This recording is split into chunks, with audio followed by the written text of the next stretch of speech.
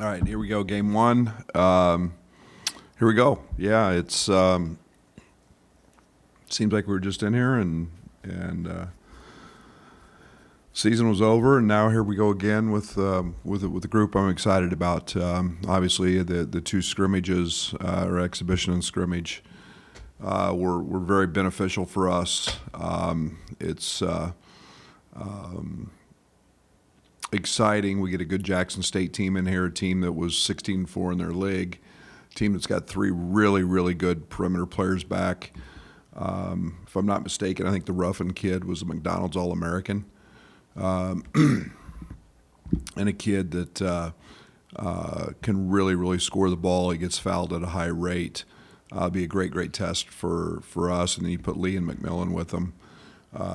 Gives them three very, very good very, very good players, so that all have experience. So we expect to have to play very well.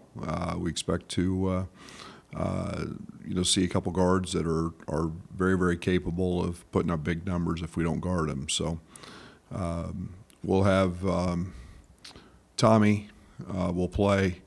Andre will be a game time decision. We'll expect him to try to go if he can. Everything with him at this point is a reaction to the day before to see he is practicing. He's been a gradual build-up to get to that point. Mihailo will be out, will not practice or will not play. Literally, like the third time he touched the ball in the Florida scrimmage, re-aggravated his hamstring. We need to get that healthy.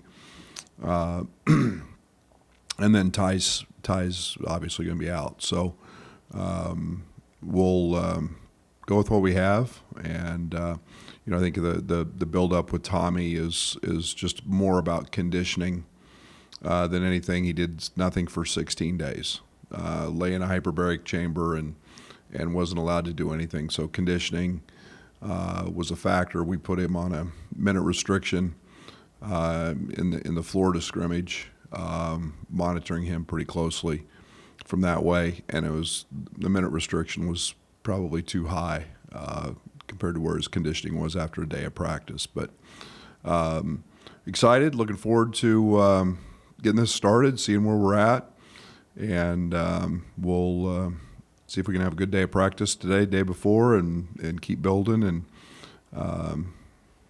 see where it goes.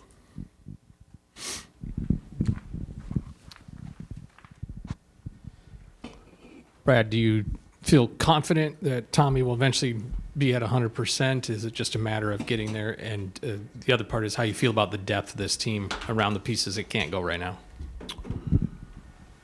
Yeah, Tommy's going to be fine. It's just you just don't get game type conditioning back in a few days. So we'll monitor that. His stints of playing are probably a little shorter than what they'll be, in a week or 2 weeks.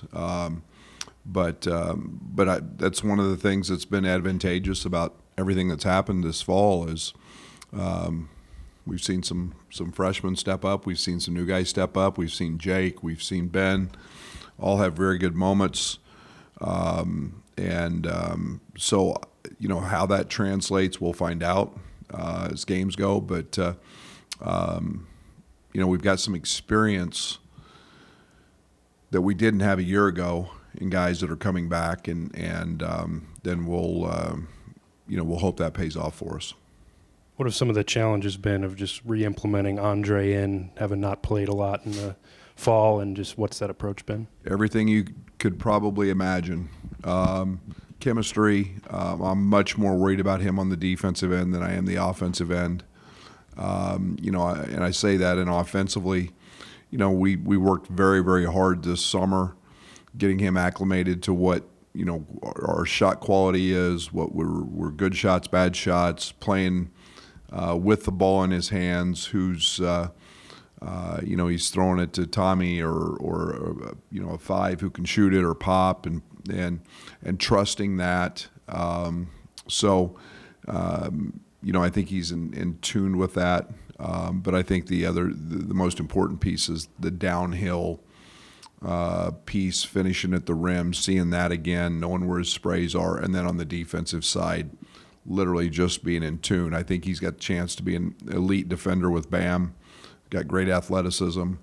Again, his conditioning is a big part of his struggles at the moment.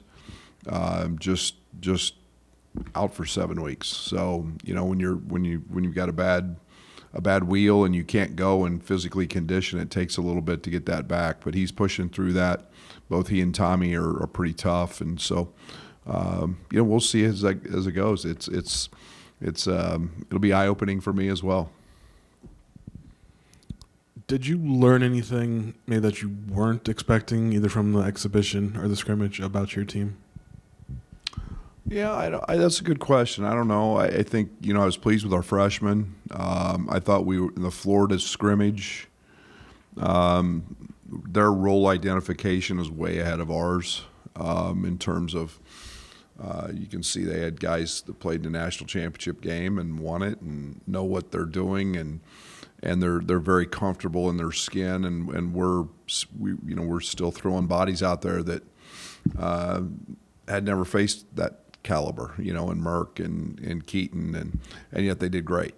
I thought that those are the great challenges, and why I like those so much is you see something that will help you, and you see something that's different. It was brutally physical. That scrimmage was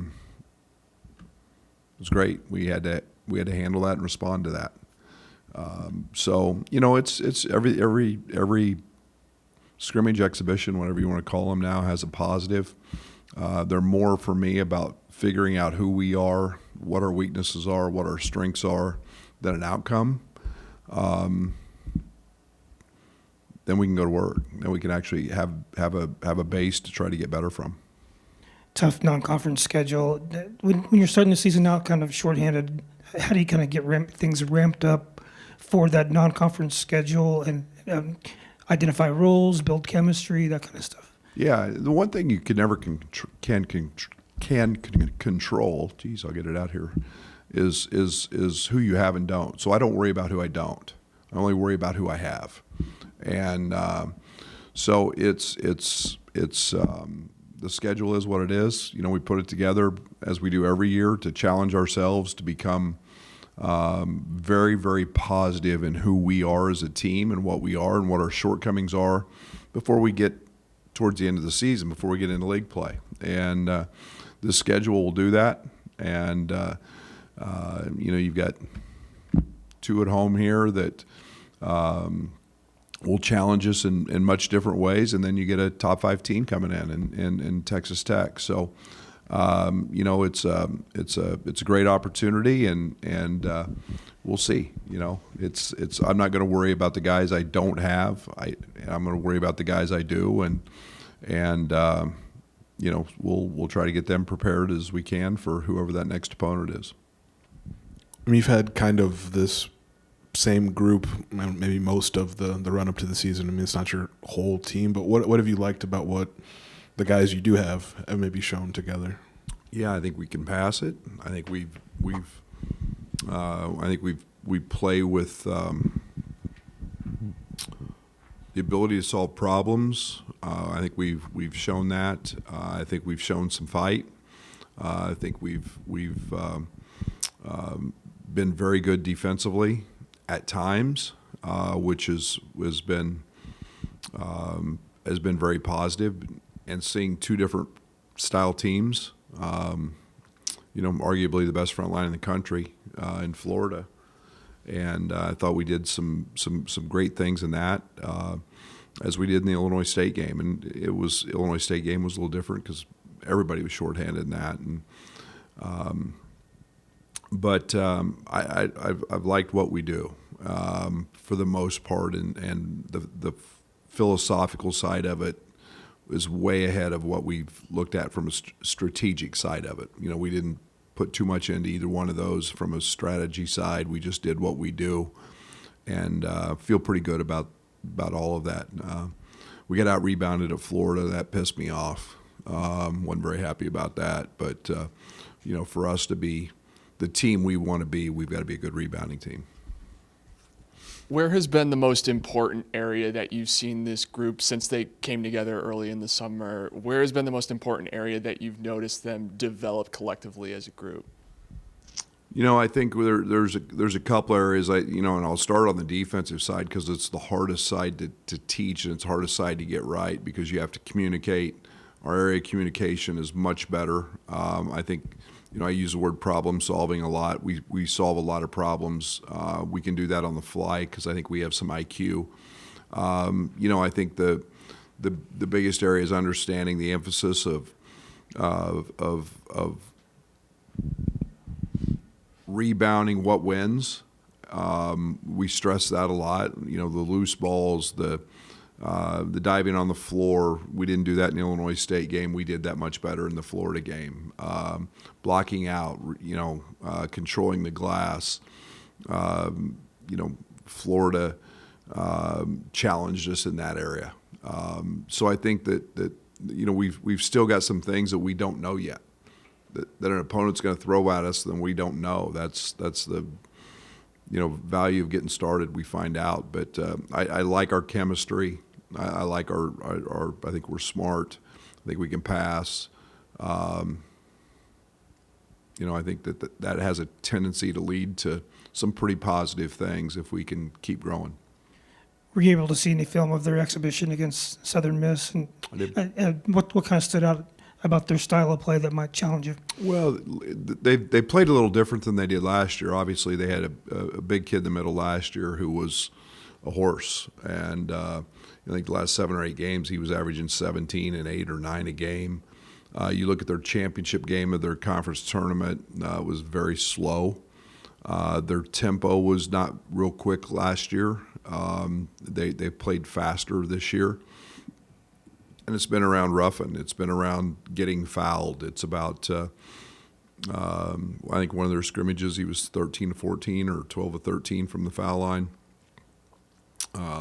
He's got a leg kick that he kicks out when he shoots, so he draws fouls that way. He's downhill. He's got the green light. He'll break it off at any time. And then they surround him when with some shooters, and so it's they were really good in transition. They're going to crash the glass. They'll test us there. So it's a little different style, based more around their perimeter guys than it was last year with their 2 front court guys being pretty good players. Is there any timetable for Halo? Just as when it's good. When he can go. When you're a speed-based player, and he is, having a lower extremity problem is not something that we want to take away from him. We want to make sure that it was aggravated. We thought we had it in a good place, and then, like I said, a couple of possessions in, it wasn't. So we've got to get him 100% and get that hamstring right so he can do what he does best, and that's play with tremendous speed. I was curious, have you had any overlap with Mo Williams since he got into the coaching business? No, I haven't. Get tremendous respect, obviously, for his career and what it's been, and he's doing a great job. He's, I think a team that last year didn't play a home game until January, and then go 16-4 in their league, and terrific coach doing a terrific job. Don't know him. I'm excited to meet him. Just to clarify on my high-low, he was able to practice right before he was cleared by the NCAA? He was able to practice. He was able to practice. He was just not able to participate in games.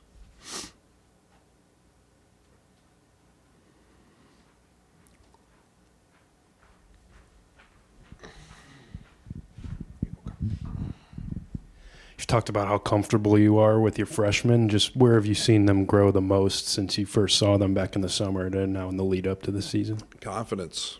I think confidence has been the biggest thing, and then really all of them defensively. I think that you've seen Brandon and Jason.